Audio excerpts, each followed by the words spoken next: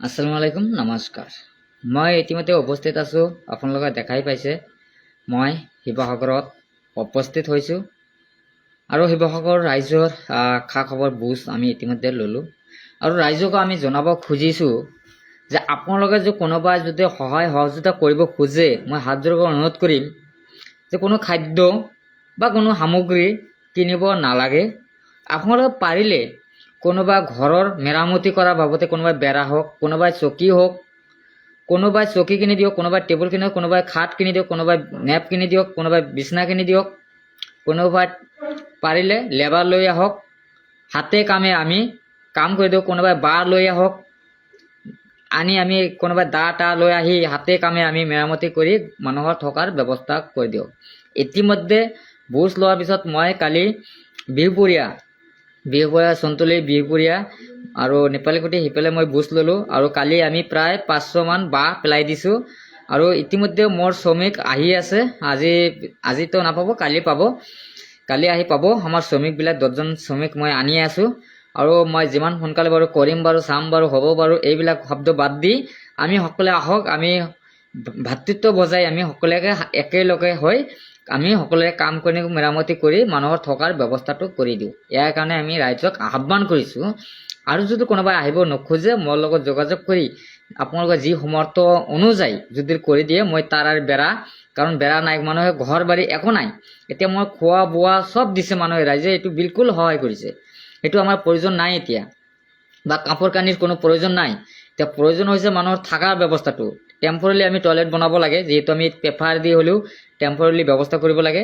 শ্ৰমিকৰ প্ৰয়োজন, আমাৰ থকা ব্যৱস্থাটো, খাট কিনিব লাগিব, চকী কিনিব লাগিব, টেবুল কিনিব লাগে। এই ধৰণৰ বহু ধৰণৰ সমস্যা হৈ আছে। কোনোবা যদি কাৰণৰ কাম জানে সেইটো আমাক কৰি দিব, যাতে আমাৰ সুকলমে সোনকালে থকাৰ ব্যৱস্থাটো কৰিবৰ কাৰণে আমি ৰাইজক আহ্বান কৰিছোঁ।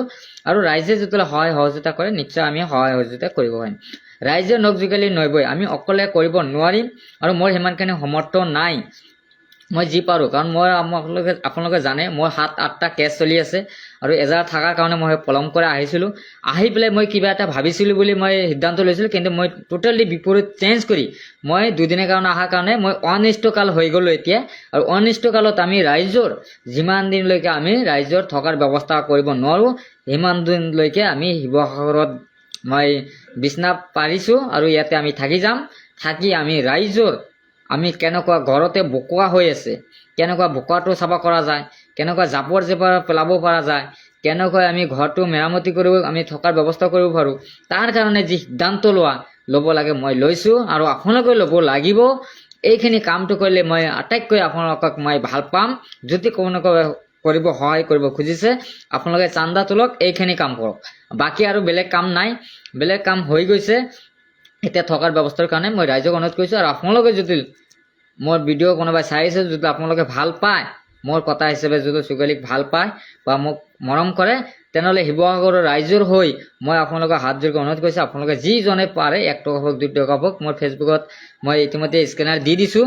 আপোনালোকে 1 টকা পাৰে 2 টকা পাৰে, মই এইটো জয়াম প'ষ্টৰ মাধ্যমত দি দিছোঁ। আপোনালোকে ফ'ল' কৰি আপোনালোকে যাতে স্কেনাৰ দিয়া আছে আপোনালোকে দি দিব, যি পাৰে, যাতে আমি বেৰা চেৰা কিবা কিবি আমি কিনি কাম টাম কৰি দিব পাৰোঁ। কাৰণ অকলেতো মই এটা নোৱাৰিম, মই 1 বা 2টা ঘৰ বনাই দিব পাৰিম টেম্পৰেৰী হিচাপে, কিন্তু গোটেইখিনিতো আমি নোৱাৰিম নহয়।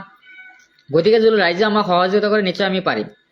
গতিকে সেইকাৰণে আমি লাইভত আহিছোঁ, আপোনালোকে অনুৰোধ কৰিছোঁ আপোনালোকে যাতে সেইখিনি কৰিবলৈ কাৰণে হাত জোৰ কৰি অনুৰোধ কৰিছোঁ। বাকী একো আমাৰ নাই, লাইভৰ সেইটোৱে উদ্দেশ্য, কাম কৰাৰ প্ৰয়োজন হৈছে। গতিকে কামৰ কাৰণে মানুহ লাগে, বেলেগ আৰু ইচ্ছু নাই, সেইটোৱে আমি জনাইছোঁ। ধন্যবাদ।